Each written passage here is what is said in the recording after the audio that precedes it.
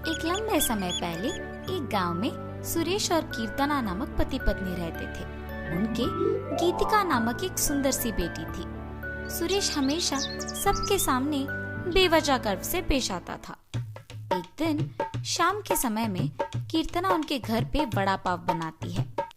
कीर्तना, तुम्हारे हाथ का ये वड़ा पाव सच में बहुत स्वादिष्ट है। और इतने में उनके घर सुरेश के रिश्तेदार आते हैं। अरे सही समय पे आए हैं, मेरी बीवी अभी अभी गर्मा गर्म वड़ा पाव बना रही है, बहुत स्वादिष्ट है।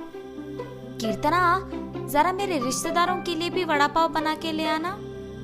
जी अभी लाई। ये कह के गर्मा गर्म वड़ा पाव बना के वहां लाती है और उनके रिश्तेदारों को परोसती है। उनके रिश्तेदार उसे खाने के बाद कहते हैं, सुरेश, तुमने ठीक कहा, हम वाकई ही सही समय में आए हैं, वरना इतने स्वादिष्ट वड़ा पाव हम नहीं खा पाते। मेरी बीवी जब भी वड़ा पाव बनाती है ऐसे ही एकदम स्वादिष्ट वाले ही बनाती है, इसीलिए जितने भी बार बनाती है मैं उन्हें उतने ही प्यार से खाता हूँ।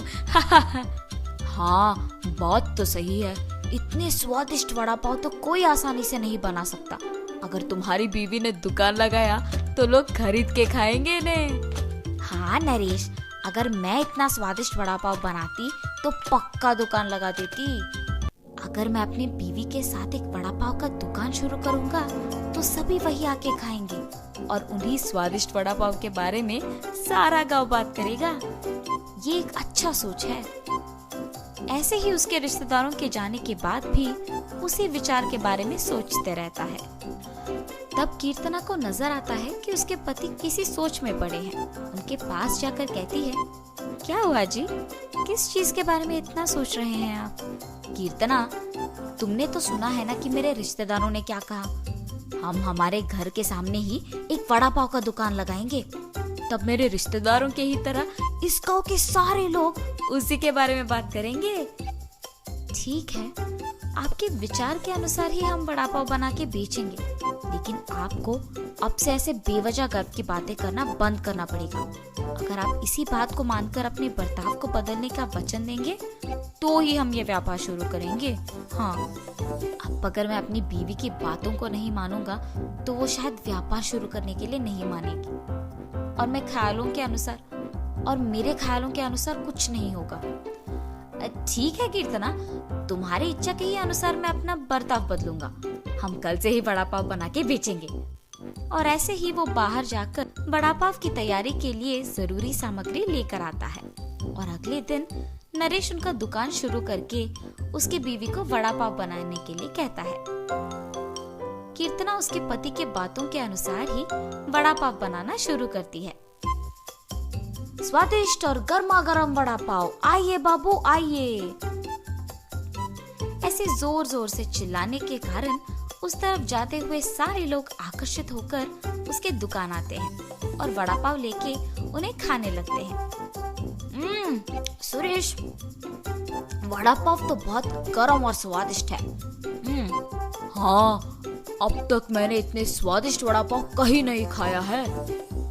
हाँ, मेरी पत्नी बहुत अच्छा वड़ा पाव बनाती है, उसकी तरह तो और कोई नहीं बना सकता है। ऐसे उनको वड़ा पाव देकर उनसे पैसे लेता है।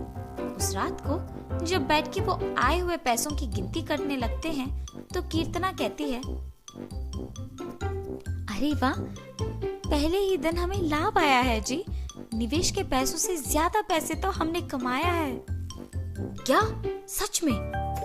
अगर हमने ऐसे ही इसे बरकरार रखा ना तो जल्द ही हमारा बहुत बड़ा व्यापार बन जाएगा कीर्तना। हाँ, आप सही कह रहे हैं। पहले ही दिन उतने पैसे देख पति पत्नी दोनों खुश होते हैं। ऐसे ही वो हर रोज उनके सोच के मुताबिक वड़ा पाव बना के उसे बेचते हैं और कुछ ही दिनों में उनका व्यापार अच्छा चलने लगता है। मेरे सोच के मुताबिक ही हमारा व्यापार अच्छा चल रहा है, किसी और के दुकान में तो इतने लोग ही नहीं आते हैं। कुछ दिन पहले शुरू करने के बावजूद हमारा व्यापार बाकियों से बहुत बेहतर चल रहा है। और हमेशा की तरह सुरेश वापस बेवजह के गर्व में डूब जाता है और बाकियों को भी वही बातें सुनाते रहता है। उस दिन दुकान को आए एक आदमी को वड़ा पाव लाकर देता है। मैं यहाँ जब भी वड़ा पाव खाता हूँ बहुत स्वादिष्ट होता है, एक भी बार इसका स्वाद नहीं बदला। हाँ, आपने सही कहा, मेरी बीवी बहुत अच्छा वड़ा पाव बनाती है।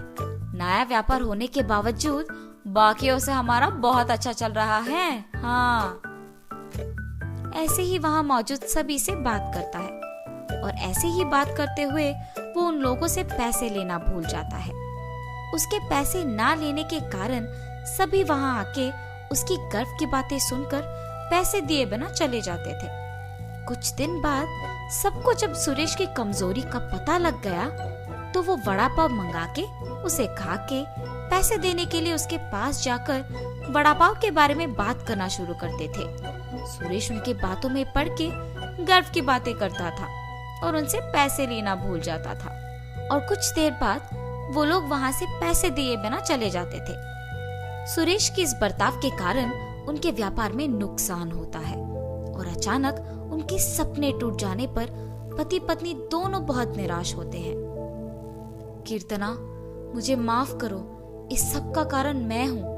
मेरे इस झूठे गर्व के कारण ही सबको मेरी कमजोरी का पता लग गया और उन्होंने उसका फायदा उठाया। इसीलिए हमें अब नुकसान भुगतना पड़ रहा है। ऐसे कह के बहुत दुखी होता है। आपको अपनी गलती का एहसास हो गया, बस ये काफी है। अब से हम हमारा व्यापार ढंग से चलाएंगे। ठीक है कीर्तना। और तब से पति पत्नी दोनों उनका वड़ा पाव का व्यापार बहुत अच्छे से चलाते हुए खुश रहते।